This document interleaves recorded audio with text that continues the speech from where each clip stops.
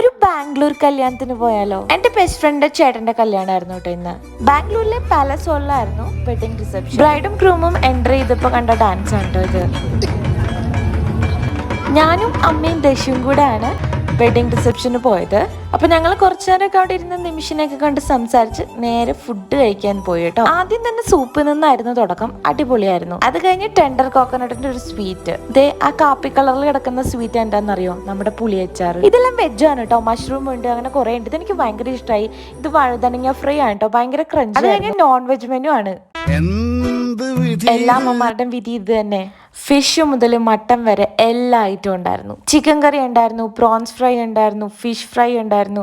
Fish fry ഒക്കെ നമ്മുടെ വാഴയിലയിൽ ചുട്ടെടുത്ത. എനിക്ക് ഏറ്റവും ഇഷ്ടപ്പെട്ടത് മട്ടൻ ബിരിയാണിയാണ്. അത് കഴിഞ്ഞ് പോരുമ്പോ എല്ലാവർക്കും ഇതുപോലൊരു കിറ്റ്. അതിനകത്ത് എന്താണെന്നറിയോ? ഒരു തേങ്ങയും 2 പഴവും പിന്നെ വെറ്റിലയും പിന്നെ മുറുക്കുന്നവർക്ക് പീടിക ഉണ്ടായിരുന്നു. ഞാൻ ഐസ്ക്രീം എടുത്ത് നേരെ വീട്ടിൽ പോയി.